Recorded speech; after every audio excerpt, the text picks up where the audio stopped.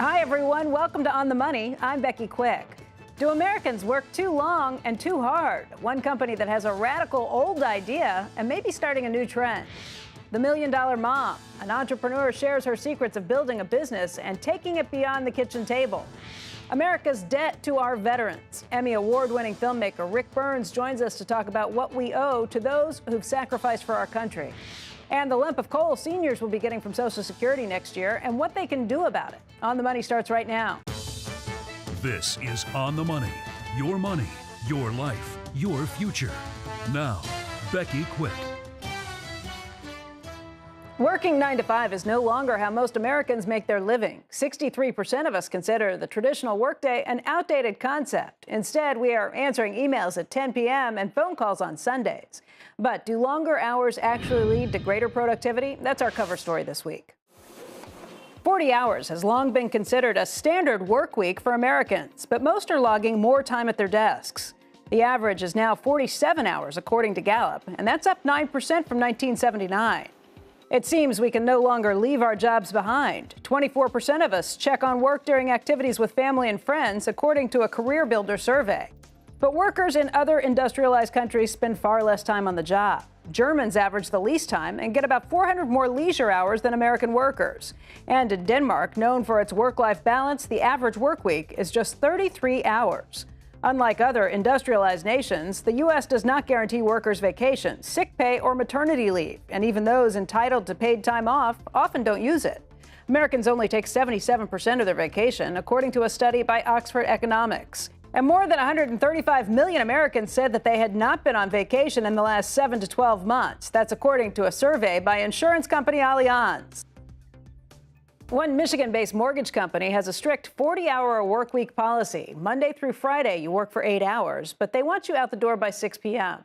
Matt Ishbia is president and CEO of United Shore Financial Services, and Peter Capelli is a professor of management at the Wharton School. And gentlemen, thank you both for being here. Matt, I want to start with you. Your company has this firm 40-hour workweek policy. Why'd you do it, and how's it work?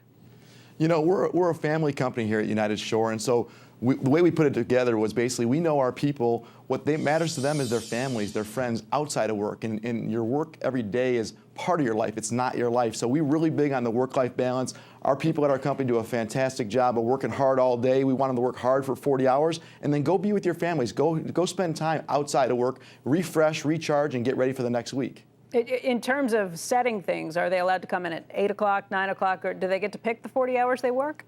Yeah, well, we have different times based on our clients. You know, in the mortgage business, we work different clients throughout the country, so it depends on their shift, 9 to 6 or 10 to 7 or 8 to 5. But, you know, we're pretty flexible with whatever works best for their family. Peter, let's talk about that. Americans are working closer to something like 47 hours a week on average. Do you have any proof that productivity drops after you've worked longer hours, maybe 50 or 60 hours or more? Yeah, there's a lot of evidence, I think, particularly when people get to the point of being exhausted, which is the case in a lot of industries, that their performance and their basic cognitive ability falls a lot. So it's pretty good evidence that you can wear people out and you can wear them out pretty quickly. You know, Matt, when did you first put this plan into action? And can you compare in terms of whether you think it's saving you money, costing you money, or is this just something you have to do as the economy improves and workers are able to ask for more perks? You know, we put it into place a couple of years ago, and it's definitely saving us money. It's not saving us money because of less overtime. It's saving us money because of the truth of the matter is we have less turnover, happier team members. They all work harder. They're happy to be part of the team, and they know that we care about them, so they care about our clients and serve them in a great way, which has helped us become such a great mortgage lender in the country. You know, Peter, we speak with Fed officials all the time. Even former Fed head Ben Bernanke has said that he's worried about productivity in America dropping off. Is that because you think people are cutting back on hours, or what's happening? Why has our productivity kind of sputtered out? Well, I think in terms of the tie to this work stuff and hours of work, a lot of it is results of, frankly, just not very good management. There's a lot of organizations where people feel they have to show up and put in time even when they don't have very much to do, and this is the idea of face time. So I think the big thing for a lot of organizations is to get better at performance management. How can you tell whether people are really doing a good job? And if they're doing a good job, you shouldn't care that much about how long it takes them to do it. And they shouldn't necessarily have to hang around late at night, which is usually the problem, to try to impress your boss with the fact that you're working hard. Well, that's always been my concern. It's not how many hours you're there in the office, it's how productive while you're there. And Matt, I just wonder, is your business something where people can work from home? Can they do flex hours? Or you mentioned that because it's a mortgage banking, you need to be there for certain hours. You know, we're in the office. We have 1,350 people that are there every single day, but we have flexibility for that. But for the most part, people are in the office working hard, but we want them out at 6:01 or 5:01, depending on when they're out of there, so they can go be with their families and spend time. Does that change, Matt, when the mortgage business changes? Let's say that there's a spike in interest rates and everyone's rushing to refinance or something. Would you keep people longer hours in crunch times? You know, we try to be overstaffed by design, which basically means so we're able to handle those fluctuations of interest rates drop and still be able to serve our clients, you know. But I won't say that there's never a time where we've ever asked people to work extra hours. And you know, the fun thing is they always are open to doing it because it's an exception. It's not the rule. It's not the norm. Hey, you know, we need this. The business is there, and they jump in to help out. Matt, how many hours a week do you work? Well, I work a little more than 40. I work more like 60 to 70, but it's really my job is to lead the team. That's a lot more than 40. Yeah, I'm there to work and help our team because our 1,300 people are the most important part of our business. Well, let me ask you, by doing something like that and setting that standard, do other workers feel bad if they're walking out in 40 if the boss is there for 60? No, that's not the culture we have. You know, it's all about our people. The difference between us and any other mortgage companies, we have 1,350 different people. They do a fantastic job. So it's not about, they don't have to have face time for us. They don't have to be there when I'm there. We want them to do a heck of a job and then go home and be with their families and spend time with their kids or their loved ones. All right, Matt, Peter, thank you both for joining us today. Thank you. Appreciate it. Now here's a look at what's making news as we head into a new week on the money. Another disappointing number for America's economy. Retail sales rose by just 0.1% last month. That was about half of what was expected. That number is always closely watched because consumers make up more than 2/3 of the U.S. economy. Auto sales were strong, while retailers and restaurants were soft. It was a choppy week for stocks, with the markets following along with earnings reports during the week. Stocks had their best day in nearly 2 weeks on Thursday, and the markets continued to rise on Friday. Those earnings were mixed all week. Financial giants Bank of America, Citi, and Wells Fargo all came in ahead of expectations. JP Morgan Chase and Goldman Sachs missed. Walmart missed expectations, though, and it lowered its guidance for future profits. Two of the biggest beer makers in the world are getting set to become one in what looks like InBev, which makes Bud, will buy SAB Miller, which makes Miller Beer, for about $104 billion. The multinational deal still faces plenty of regulatory hurdles, though. Up next, we're on the money. The entrepreneur who created Little Pim, a language learning program for kids, is now helping other women grow their startups into million-dollar businesses. And later, helping our disabled veterans. Filmmaker Rick Burns joins us to talk about his new project, The True Cost of War, and how we should honor the men and women who have served our country. Right now, as we head to a break, take a look at how the stock market ended the week.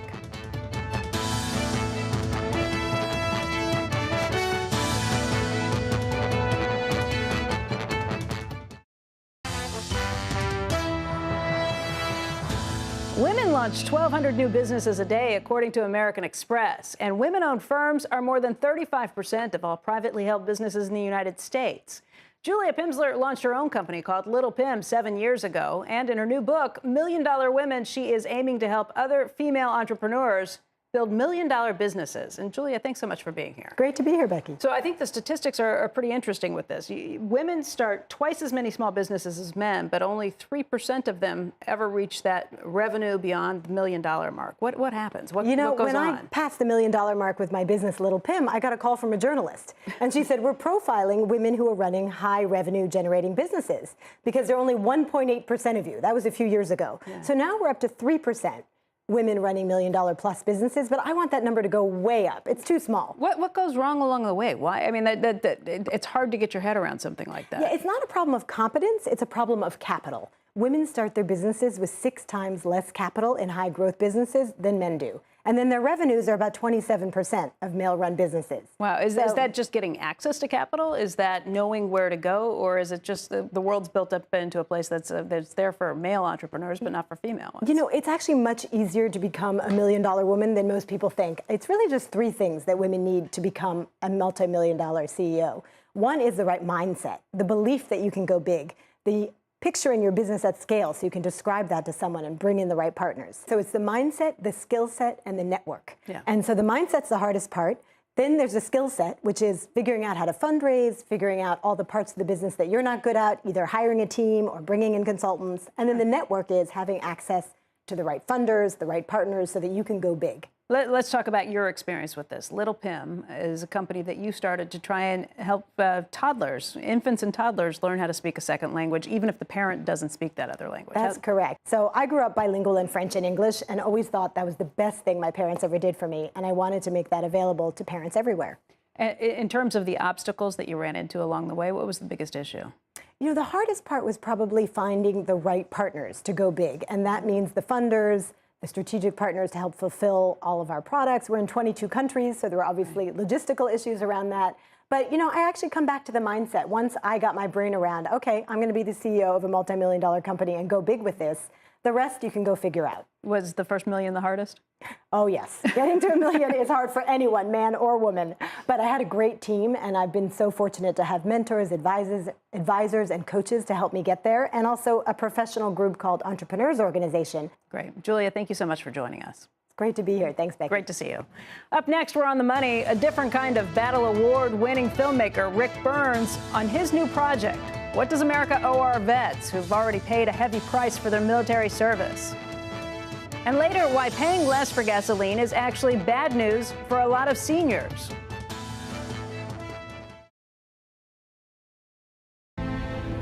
Wars are not over when the shooting stops. They live on in the lives of the people who fought them.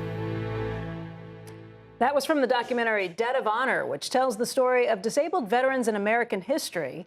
It's set to air nationwide on PBS next month. Joining us right now is the film's award-winning writer and director, Rick Burns. He says this film may be one of the most important that he's ever worked on. And Rick, what inspired you to get into this? What was the process like? I was actually brought into it by an incredible woman named Lois Pope, a philanthropist from Florida, who's made it her life's work to support disabled vets, and in fact was really the prime mover behind the memorial that was baptized a year ago in Washington by the president.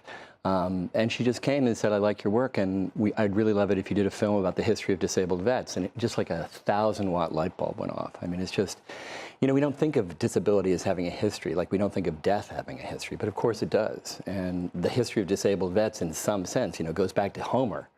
But in some sense really begins like everything in America with the Civil War, where suddenly not only were we producing casualties in modern astronomical numbers, but we were producing disabled veterans because along with the ability to produce casualties, the ability to save lives ticked up in the middle 19th century, and it's just ticked up and up and up across the last 150 years, which means we are a nation that's producing disabled veterans in ever greater numbers with each war that comes. How long did you work on this project? Over 2 years, and it's great to have that much time to work on a film that's a little bit more than an hour long. So you get to make mistakes and rethink them and go back, but also to work with the footage we had from, you know, 8 or 9 or 10 incredible Americans, including, most importantly, 4 incredible Americans disabled in war. Tammy Duckworth, Max Cleland, J.R. Martinez, and Greg Gatson, each of whom is just inspiring, grounded. They've been through something that really kind of scales for anybody what sacrifice and struggle means, and they've come through it. And you know, there's nobody, I feel like a better human being having spent, you know, a few hours, a few days in their company. And I just invite anybody, you know, who's ever worried, who's ever struggled, listen to Tammy Duckworth, who lost 2 legs and half an arm, you know, in a blink of an eye in Iraq in a helicopter, and listen to her talk about why she struggled through it, how she struggled through it, and what it meant to her to make that sacrifice. You'll emerge a better person, no doubt. One of the things that's very striking is how few of us in number are actually affected by who's going to war right now. That had to come as a bit of an in a way, eye-opener, that's too. the biggest reason to make a film like this. We have, 99% of Americans have nothing to do with the military. 1% of Americans, only 1% are in the armed services. And not only that, it's a 1% that's sort of sequestered and siloed as never before. We don't have a national conscription. It's kind of politically unthinkable to have that, which means this tiny, it's almost like an ethnic group, the military, carry this enormous weight for the rest of us. And man, we have to, as a democratic republic, we have to close that gap and bridge that divide between our military and our civilian populations. Because, first of all, it's better for the civilian population as well as better for the military, whether you're a disabled veteran or not. But it's better for us to be in connection, to feel our family, moral, human bond to these people who, they're in a special group. They go, my country means everything to me. I'm willing to lay my life down for it. I agree with you 100%, but as the mother of 3 children, I don't want the draft brought back, and I don't want women brought into the draft either. How do you take those two sides? You know, as a father of 2 boys in their teens, who one of them's 17, is going to be 18, he would just about to be called up if we had a draft. Right. So I'm with you 100%. And I think there's also, and anybody in the military will go with you on this one, you want to have a voluntary army. You want people who are self-selected for this. But how about returning to something like obligatory universal national service? Not necessarily military, but how does that work? You'd have people, Urban Corps, Peace Corps, people who are required, for a year or 2 between high school and college, or as a break during college, to serve their nation. And man, if my son had to do that, he would understand what the men and women who are making that other higher sacrifice to serve in the military and maybe lay down their lives. And I think it would bring us all much closer together. I agree with that 100%. Where do you think we are on the political front in terms of being able to do something like that? Is it viable? So even though it may seem right now in a divided, polarized Washington and everything seems so dysfunctional, I feel like we're on the edge. There's so much interest in Veterans Affairs, so much interest in not just celebrating, but thanking and embracing our veterans. And I think that means that we may be on the verge of a real kind of political breakthrough. And man, we owe these men and women. We owe them a lot. If they're going to go there and lay down their lives or leave parts of themselves in the battlefield, every American has a debt of honor and an obligation to give back, to make sure they're welcomed when they come home, to make sure they don't struggle, to pay for their pay for their families, help take care of them. It's our duty. Rick, for anybody who wants to see this again, this is on PBS next month, but it's on November 10th. On November 10th, the night before Veterans Day, the perfect day for it. So pleased and proud that that's going to be the case. And I just have to say it's a project that's meant more to me than any I've had. Of the 50 or 60 hours of programming I've been privileged to be a part of in one way or another, this little hour means more than all of them put together. Well, I can't imagine. I can't wait to see it. Thank you so much for coming in and talking about it, and we really, truly appreciate your efforts on this. Becky, thanks for having me. Really appreciate it. Up next on The Money, a look at the news for the week ahead and why cola may be a dirty word for people getting Social Security. By the way, we are not talking about soda colas. We'll explain when we come back. For more on our show and on our guests, you can go to our website, otm.cnbc.com, and you can follow us on Twitter @OnTheMoney. Here are the stories coming up that may impact your money this week. Earnings season continues with Boeing, telecom giants AT&T and Verizon, also GM and tech heavyweights IBM and Microsoft all reporting. Monday marks the 28th anniversary of Black Monday. That's when the Dow fell by 508 points. That was back in 1987, and it may not sound like a lot, but at that point, it was 22% of the market's value. Tuesday, we get housing starts for September. On Thursday, we'll be getting existing home sales. And also on Thursday, You Can't Hurry Love. 49 years ago, the Motown sound was loud and clear when the Supremes became the first all-female music group to have a #1 top-selling album. If you're assuming that you're getting more money in your Social Security check next year, you better think again. For just the 3rd time in the last 40 years, millions of Social Security recipients will not receive a cost of living increase. But some of them will have to pay more for their Medicare coverage. Senior personal finance correspondent Sharon Epperson joins us right now to talk more about your money, your future, and your Social Security check that's coming up. Sharon, this is really uncommon. What's happening? Why is this going this way? It is very uncommon. And, you're really excited when you see the low gas prices at the pump. That's great news. But it also means that inflation is staying low. And so the cost of living adjustment that you get in a Social Security check is really based on that inflation rate. And since we're not seeing any inflation, high inflation, then we're not seeing a cost of living adjustment, and that's really going to hurt a lot of retirees. You know, it makes sense if you were thinking, okay, we're not seeing inflation, so we shouldn't be getting more money, except for that when you look at some of them who are going to be facing higher medical bills. Exactly. The way that it's calculated is based on the inflation rate that affects workers, not retirees. And that's why a lot of folks, including AARP, are saying there should be a different calculation that includes what the inflation rate is for elderly people. For seniors and for seniors, true costs. Exactly, reflecting those true costs. We're talking about a half of Social Security recipients that rely on Social Security for 60% or more of their retirement income. So it's affecting a lot of people. If you were counting on that money and you're not going to get it now, what can you do?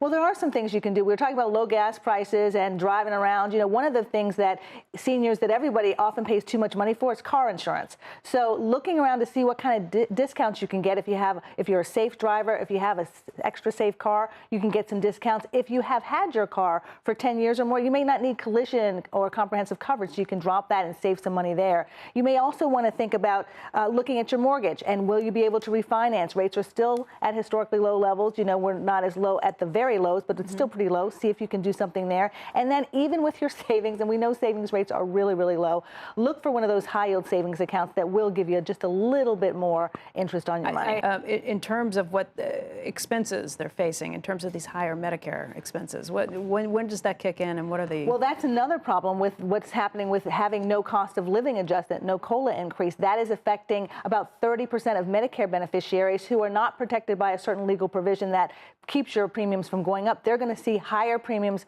for their Medicare B part of their Medicare program. And that is a significant amount, particularly for those who are enrolling in Medicare next year, who are not yet getting their Social Security benefits, and for high earners. Those folks are going to have to pay for these extra premiums out of pocket, and it's probably going to be about a 50% increase from what they're paying right now. All right, Sharon, thank you very much.